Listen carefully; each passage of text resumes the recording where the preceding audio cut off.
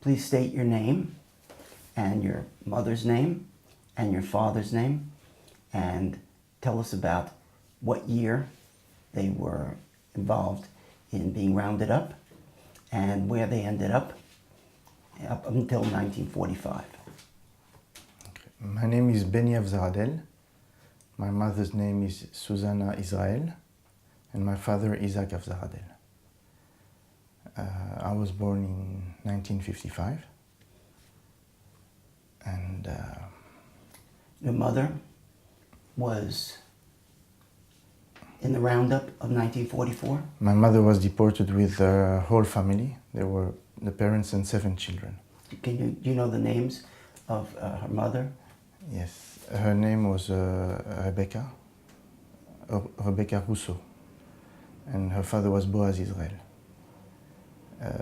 Brothers and sisters, Semach, Shemaya, Moshe, Regina, Sarah. 1 or 2 might be missing, I don't have them. And they were all rounded up on They July were 23rd. all deported in July 23, yes, 1944. And your father?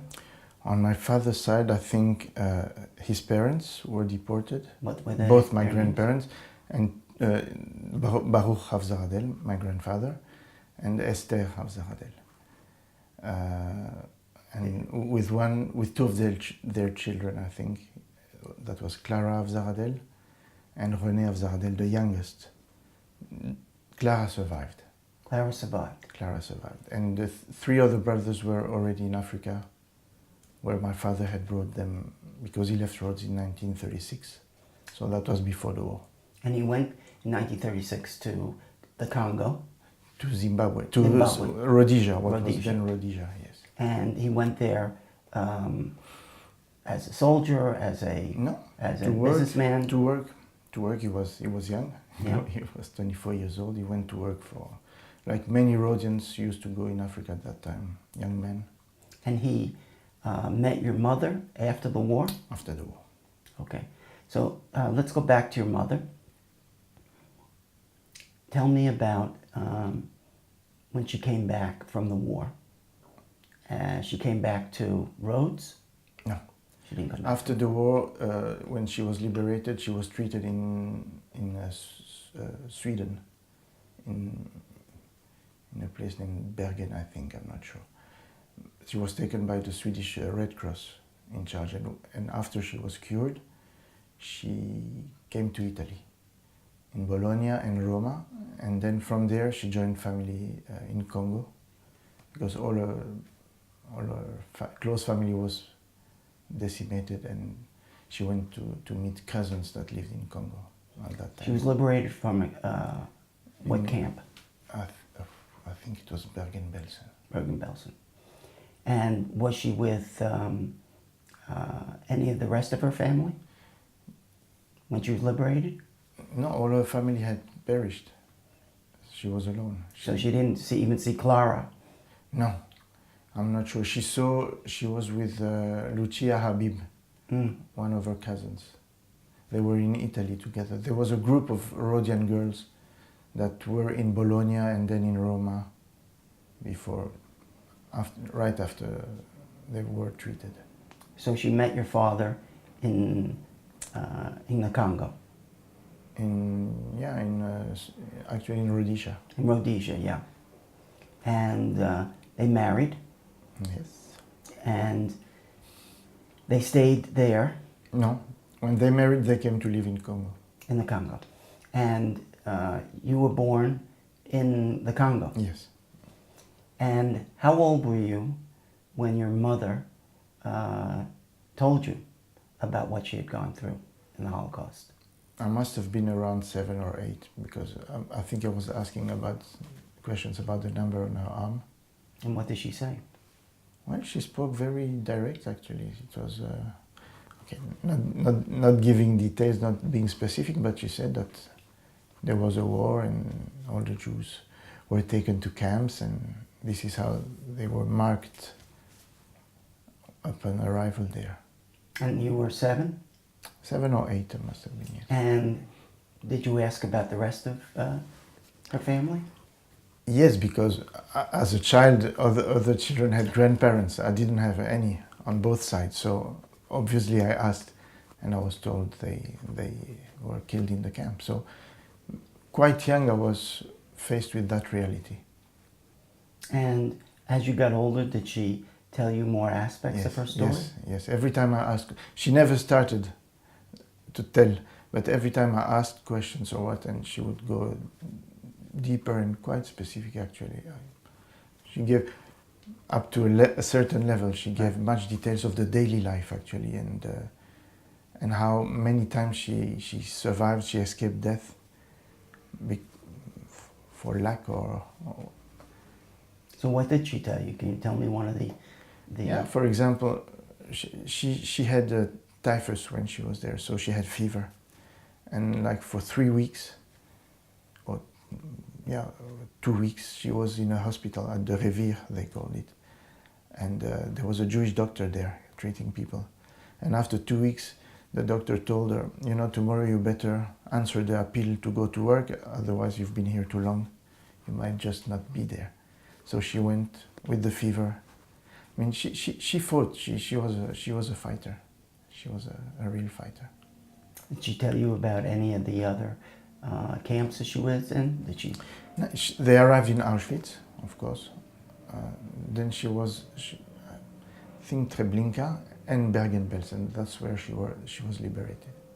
And their deportation didn't last that much, because they were liberated early 45 actually. 45. And did she tell you about the transport? Yes. The time from she left Rhodes until she got to Auschwitz? Yes, she gave some details about, like, there were three ships, 3 barks taking them to Athens, and the wait for the trains, and then the trip. Yeah, terrible trip in closed wagons. I mean, this was something. The description that we've heard all over. I mean, it was very. And did she tell you her own details of how she was with her grandfather and grandmother? She was with the parents. With her parents. With the parents and the sisters and brothers. But when they arrived in Auschwitz, they were put aside. Some of the members of the family, the parents definitely. How old was she? 24. 24. She was born in 1920. And what other stories about what happened to her before she came back? She was liberated in 1945. Mm-hmm. Treated in Sweden. Treated in Sweden. For typhus, and then in Italy. I'm not sure, I don't remember how long they stayed in Italy, but it was quite a stay. And then the families were inquiring through Jewish agencies. Right. And all her cousins were in Africa. So they brought her to Africa, she worked with them. She started a new life with them. She didn't go back to Rhodes?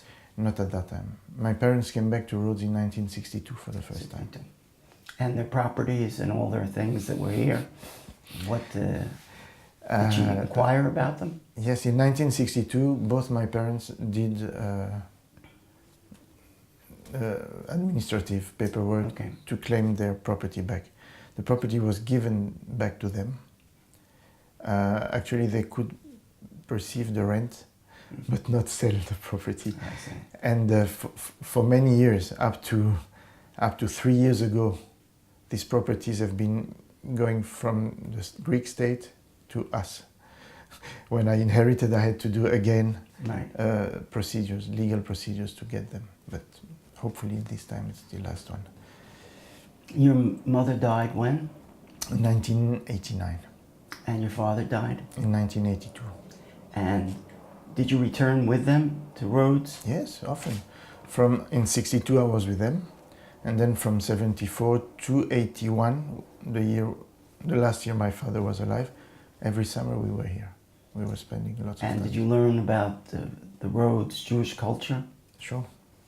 We live the Jewish culture at home. So what did you live at home in order to remember the unique Rhodes culture? The traditions. First of all, we spoke Ladino at home. The food, comidicas, I mean, Sephardi foods. Anything in particular that your mother made that you remember in particular? Yeah, she was good. Ciboyas rinadas, stuffed onions. This was one of her best. But no, everything. All the recipes, boyus, burekas. I mean. Do you remember her singing to you when you were a child? No. Ladino songs? No. I have not at all souvenir of that. If it happened, I don't remember them. And Ladino culture, Yes. reading.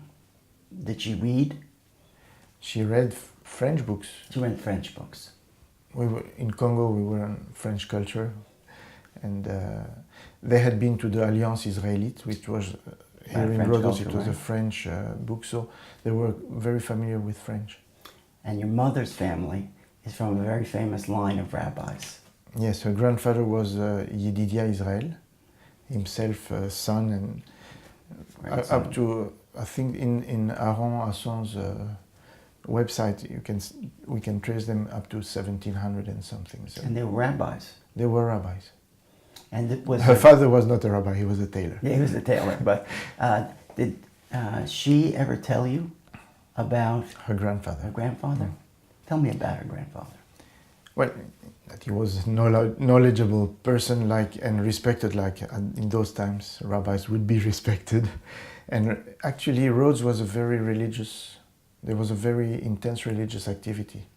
They used to call it the Little Yerushalayim amongst them.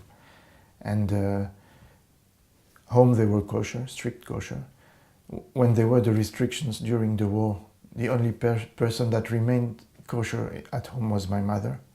So every time the rabbi, her grandfather, would slaughter an animal, he would send her a piece of kosher meat. That's things like that she remembered from her grandfather.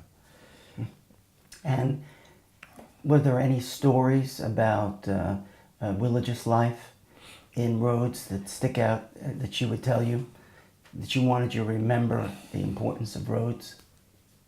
Yeah, they respected all the festivals. I mean, Kippur was very holy. Shabbat was holy.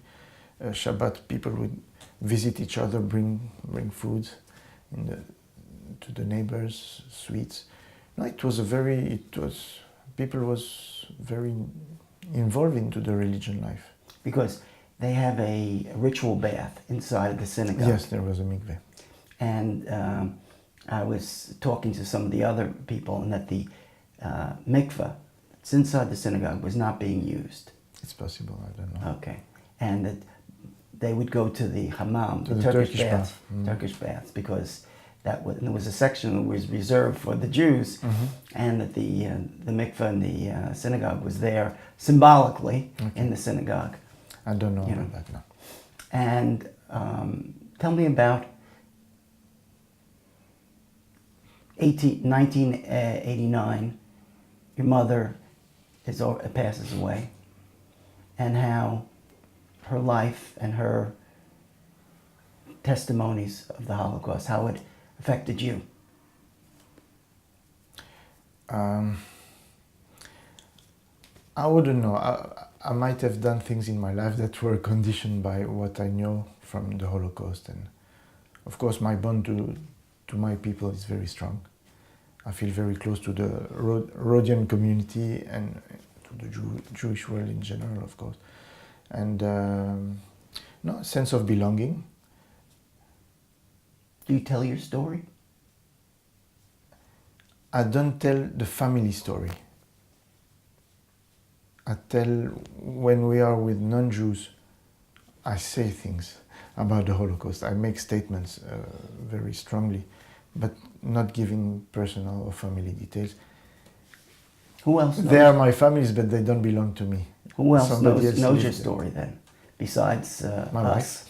Your wife knows the story. My wife knows details, of course, and yeah, maybe some relatives, my cousins or what, but yet it was not my story. But you're telling your family's history. It's my family's story, yeah. Right. So, but I think that by saying she was in the camps, for any sensible person, it says a lot. You don't need details you give to, I mean, okay, maybe on occasions like this or. And you're married. Yes. And do you have any children? No. So the people who know this story now are cousins. I And would say so. do you think you've learned something in your life from your mother's story? That Oof, that's a vast question. Yes, I've learned a lot. What I've learned, and history is repeating itself, that about humanity, I don't know. I'm not a keen supporter of humanity, I would say. But that's my dark side. That's my what profession did side. you go into? What's your profession? Business. Business. And Trade. And you've been successful. Normally, decently. Okay. And you live today in Congo. In Congo. Still. And you come back to these kinds of gatherings in Rhodes because you feel a sense of. I'm part of it. You're part of it. That's right. Part of me. I have to be here to honor those who didn't survive, and to honor my mother even more because she made it so. And speak again your mother's name. Susanna Israel. And your father's name. Isaac Avzaradel. Thank you. Thank you. Is that good?